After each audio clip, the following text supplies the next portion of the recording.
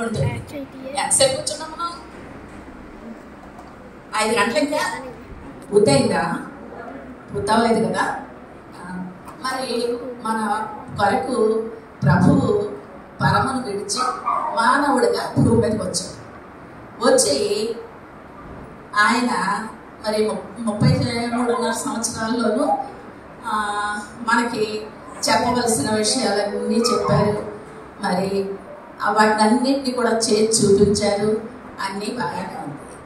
మరి రాత్రి నుంచి ఆయనను సంహెద్రి సభ, ప్రధాన యాజకులు, పెద్దలు, మరి పిలాతు ఇలా తిప్పుతూనే ఉన్నారు రాత్రి అంతా 6 గంటల వరకు. మరి 6 గంటల నుండి శిలువ భుజం మీద పెట్టి యెరూషలేము వీధులు గుండా తిప్పుతూనే ఉన్నారు 9 గంటల వరకు. 9 గంటలకు కల్వరిగిరిలో మండుటెండలో శిలువ వేశారు. మరి ప్రభు ఎంత వచ్చుకుంటున్నారు? మనం కాసేపు వచ్చుకోలేకపోతున్నాము. ప్రభు ఎంత వచ్చుకున్నారు? ఆయన ఓర్చుకోలేక మొదటి మాటగా, తండ్రి నేనేమి ఆ మాట కాదు, తండ్రి నేను ఇంకా ఓర్చుకోలేకపోతున్నాను, నా వల్ల కాదు, నన్ను విడిచిపెట్టేసాయి, నన్ను తీసేసుకో ప్రభు అని మాట్లాడి ఉంటే ఏం జరిగేది? ప్రకరణుడు అపవాది కూడా చూస్తూ ఉంటుంది, వింటూ ఉంటుంది. ఎప్పుడు ఏ మాట ఈయన పలుకుతాడా, ఎప్పుడు రక్షణ కార్యం చెడిపోతా అని చూస్తూ ఉంటాడు. మరి ఆ మాట పలికి ఉంటే మనకు రక్షణ ఉందా? పాప విమోచన ఉందా? పరలోకం ఉందా? ఏది లేదు కదా. మరి ఆయన ఎంతో ఉంచుకున్నారు. మనం ఒక్క 5 గంటలు ఇక్కడ కూర్చుంటాకి ఎంత ఇబ్బంది పడిపోతామో కదా.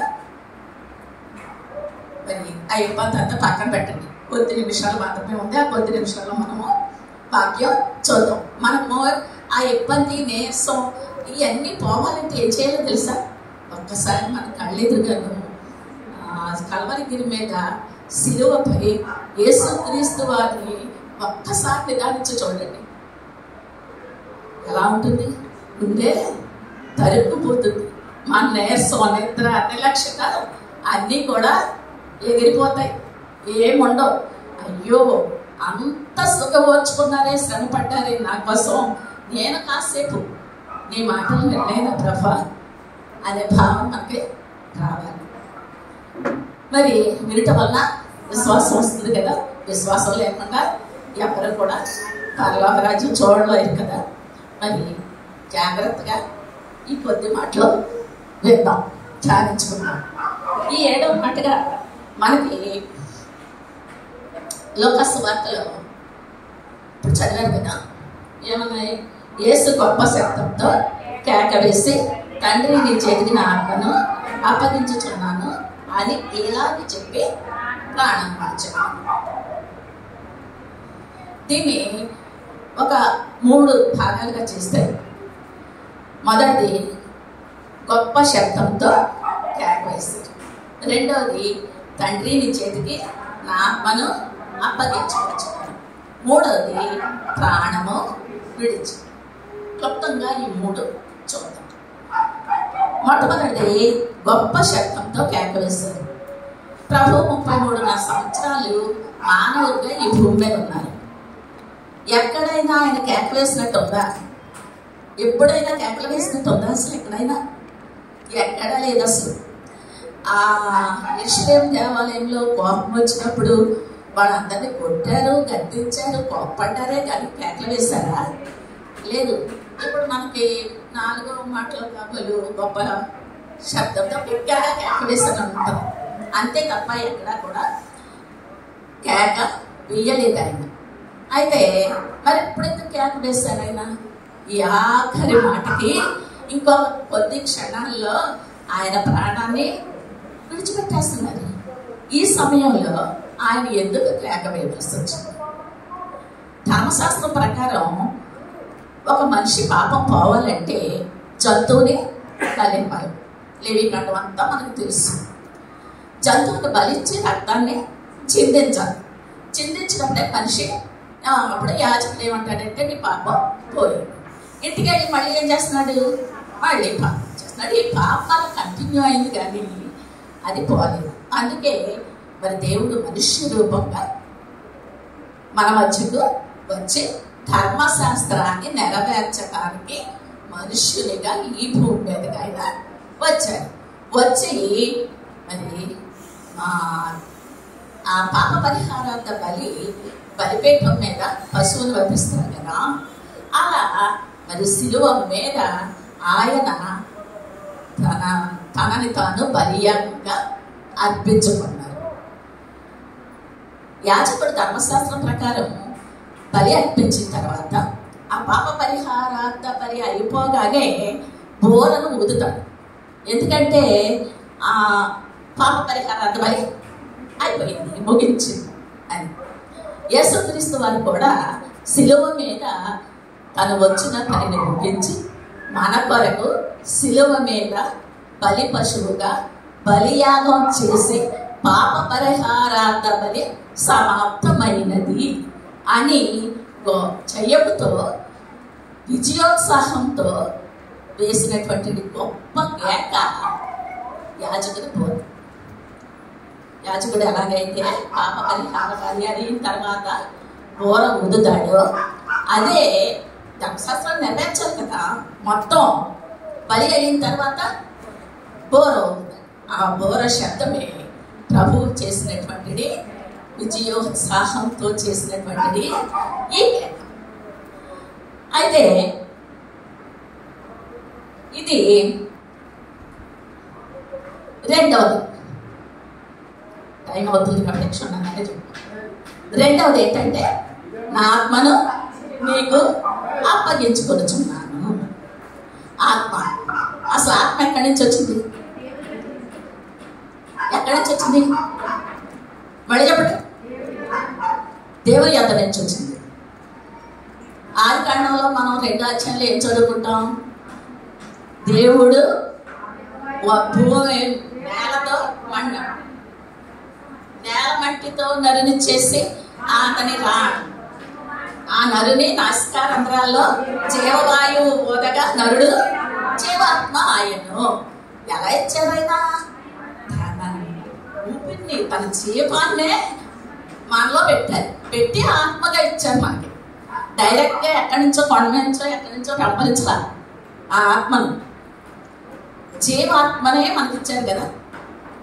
మరి యేసుక్రీస్తు వారు మానవునిగా, సంపూర్ణమైన మానవుడిగా భూలోకంలోకి వచ్చాడు. మరి ఆయనలో ఉన్న ఆత్మ ఏంటి? మనకి ఆత్మ ఉందో ఆయన కొన్నది ఆ ఆత్మే.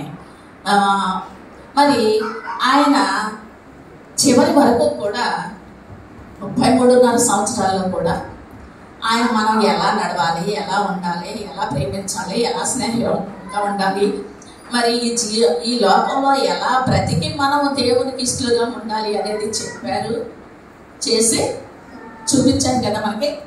ఇలాగే చివరి టైంలో కూడా ఇది చేసి చూపించాడు. మానవునిగా ఆయన తన ఆత్మను దేవుని చేతికి అప్పగించుకున్నారు. కాబట్టి ఇప్పుడు ప్రతి మానవుడు ఏం చేయాలి? మన ఆత్మల్ని ఆయన చేతికి అప్పచెప్పుకోవాలి కదా. ఎలా అప్పచెప్పుకోవాలి? ఆయన ఎలా అప్పచెప్పుకున్నారు? దేవుడు పరిశుద్ధమైన ఆత్మని, మరి జీవాత్మని ఇచ్చారు కదా. యేసుక్రీస్తు వారికి అదే ఆత్మ ఇచ్చారు, మనకి అదే ఆత్మ ఇచ్చారు. మరి క్రీస్తు వారికి ఎలా అప్పచెప్పుకున్నారు ఆత్మని? పరిశుద్ధంగా. ఎలా అయితే తండ్రి ఇచ్చారో అలాగే అప్పగించుకుంటున్నాడు. మరి మన ఆత్మలు ఎలా అప్పగించుకుంటున్నాం? ఎలా ఉన్నాయి మన ఆత్మలు? సామెతల కథలో ఉంటారు కదా, నన్ను ఆత్మ చూడదు మా ఏమి చదవదు, నన్ను ఆత్మ యెహోవా పెట్టిన దీపము. మన ఆత్మను దేంతో పోలుస్తున్నారు? దీపంతో పోలుస్తున్నారు. దీపం అంటే వెలుగుతూ ఉండాలా, ఆరిపోతూ ఉండాలా? వెలుగుతూ ఉండాలి కదా. వెలుగుతూ ఉంటేనే దీపం.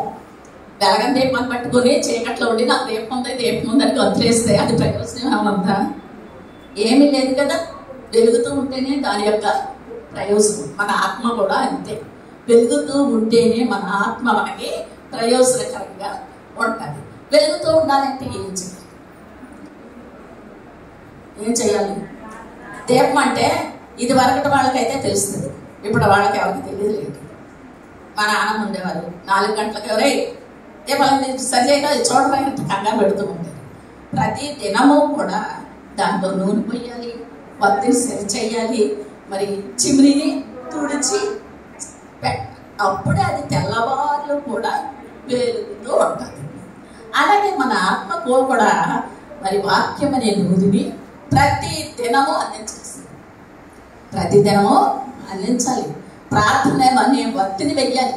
ప్రతి దినము కూడా మరి ఆ వత్తి ఎలా ఉందో సరి చేసుకోవాలి. మన ప్రార్థనా జీవితం ఎలా ఉందో, తగ్గిపోతుందా? బలమైన ప్రార్థన చేయగలుగుతున్నామా? దేవునికి ఇష్టమైన ప్రార్థన చేయగలుగుతున్నామా? సరి చేసుకుంటూ ఉండాలి. ఒకవేళ ఎక్కడైనా పడిపోతే దాన్ని కట్ చేసి దేవుని దగ్గర అడిగి, అయ్యా నేను ఎక్కడ తప్పిపోయానని క్షమించమని అడిగి దాన్ని విడిచిపెట్టేయాలి. అలాగే ప్రతి దినము దేవుని రక్తంలో మనం చేసిన చిన్న చిన్న తప్పులేంటి, పెద్ద తప్పులేంటి అన్నింటినీ కూడా దేవుని రక్తంలో కడుక్కుని శుభ్రపరుచుకుంటూ ఉండాలి. అప్పుడే మరణం వరకు కూడా ఈ పని మరణం వరకు కూడా మనం చేస్తే మరణం వరకు కూడా మన ఆత్మ పెరుగుతూనే ఉంటుంది. లేకపోతే మధ్యలో ఆరిపోయిన దేహం ఎలా ఆరిపోతుందో అలాగే మన ఆత్మ కూడా ఆరిపోతుంది. మరి ప్రభు ఏమో దేవుడేమో మనకేమో జీవాత్మ ఇచ్చాడు, పరిశుద్ధాత్మైన ఆత్మని ఇచ్చాడు. ఇస్తే మరి మనం ప్రభు అదే యేసుక్రీస్తు వారు మరి పరిశుద్ధమైన ఆత్మనే కదా ఇచ్చాడు మనకు మాదిరిగాను. మనకు కూడా పరిశుద్ధమైన ఆత్మనే అందించాల్సి ఉంది. అలా కాకుండా మరి లోకానుసారమైన బ్రతుకుతూ మన ఇష్టానుసారమైన బ్రతుకుతూ ఆజ్ఞానుసారమైనగా బ్రతకకుండా దేవునికి ఇష్టం లేని కార్యాలు చేస్తూ మరి మన ఆత్మలను కనుక మసిబాటు చేసుకుంటే దాన్ని మన మరణం నుండి ప్రభువా దేవా ఇదిగో నాయన నువ్వు ఇచ్చినటువంటి ఆత్మ తీసుకో అని తిరిగి దేవునికి ఆత్మని ఇస్తే ఏమంటారు? ఇదేదో నాకు తెలీదు, నేను ఇచ్చింది కాదు, ఇది నాకు కాదు, తీసుకెళ్ళి పాతాళంలో పడేయండి, చీకటి గొప్పలో పడేయండి అంటారు. మరి మన ఆత్మలు ఎలా ఉన్నాయి? నిన్నటి దినం శుద్ధీకరణ గురించి చెప్పారు కదా.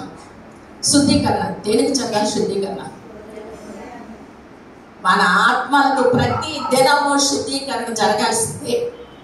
ప్రతి దినము కూడా శుద్ధీకరణ జరగాల్సిందే. దినదినము మనం మానవులు మాత్రంగా ఏదో ఒక దాంట్లో పడుతూ ఉంటాము, తెలిసి పడుతూ ఉంటాము, తెలియక పడుతూ ఉంటాం పాపంలో. అటువంటప్పుడు ప్రతి దినము కూడా మన పాపాలను దేవుని దగ్గర ఒప్పుకొని ఆయన రక్తంలో కడుక్కొని దినదినము మన ఆత్మను శుద్ధీకరించుకుంటే వెళ్తేనే చివరి వరకు కూడా మన ఆత్మ పరిశుద్ధంగా ఉంటుంది. లేకుంటే మన ఆత్మ దేవుడు మనకిచ్చిన జీవాత్మలో జీవం ఎగిరిపోయి ఉట్టి ఆత్మే మిగులుతుంది. నీవు జీవించుకున్న మాట మాత్రమే ఉన్నది, పేరు మాత్రమే ఉన్నది, కానీ నీవు మృతుడవే, మృతమైపోయింది నీ ఆత్మ, నువ్వు నాకు అక్కర్లేదు. మరి ఎటువంటి ఆత్మను అప్పచెప్తున్నాం మనం ప్రభువు? యేసుక్రీస్తు వారు చివరిగా తన ఆత్మను పరిశుద్ధంగా ప్రభువుకి అప్పచెప్పుకున్నారు, దేవుడికి అప్పచెప్పుకున్నారు. మనలే కూడా అలాగే దేవుని ఆజ్ఞానుసారంగా నడుచుకుంటూ ఆయన రక్తంలో మన పాపాలని కడుగుకుంటూ మన ఆత్మను శుద్ధీకరించుకుంటూ చివరి వరకు కూడా సిద్ధపాటు కలిగి ఉండాలని చెప్తున్నారు. మరి దేవునికి తన ఆత్మను అప్పచెప్పుకున్నాడు కదా. సిలువ దగ్గర ఉన్నటువంటి చుట్టూ ఉన్న వారికి కూడా కొన్ని అప్పచెప్పారు ప్రభు. తను ప్రేమించిన వారికి అప్పచెప్పారు, తనను ప్రేమించిన వారికి కూడా అప్పచెప్పారు. ఏమప్పచెప్పారు? తన కొట్టే వారి చేతికి తన వీపును అప్పచెప్పారు, చుట్టు పెట్టే వారి చేతికి తన తలను అప్పగించారు, ఉమ్మ వేసే వారి చేతికి తన ముఖాన్ని అప్పగించారు, సైనికులకు తన వస్త్రాలను అప్పగించారు, తన తల్లి అయిన మరియను యోహాను చేతికి అప్పగించారు. సమాప్తమైనదని తండ్రి తనకు అప్పగించిన పనిని సమాప్తం చేసి తండ్రి చేతికి అప్పగించారు. ఇప్పుడు చివరిగా తన ఆత్మను దేవునికి అప్పగించారు. మరి యేసుక్రీస్తు వారు అందరికీ అన్నీ అప్పగించాడు. మనకేం అప్పగించాడు? ప్రశ్న వస్తుంది కదా, మరి మనకేం అప్పగించారు?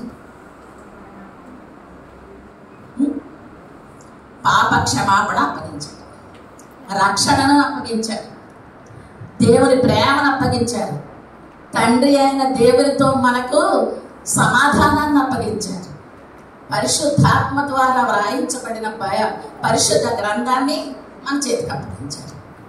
అవునా? ఆ పరిశుద్ధ గ్రంథాన్ని దినదినము చదువుకుంటూ పాప క్షమాపణ కలిగి రక్షణ పొందుకుని దేవునితో సమాధానం కలిగి దేవుని ప్రేమను పొందుకుంటూ మన ఆత్మను సిద్ధపరచుకొని దేవుడు పిలిచే వరకు ఈ భూమి మీద మనం ఉండాలని యేసుక్రీస్తు వారి ఆశ. అయితే ఇవన్నీ మరి ఎందుకు చేశారు? దేనికోసం చేశారు?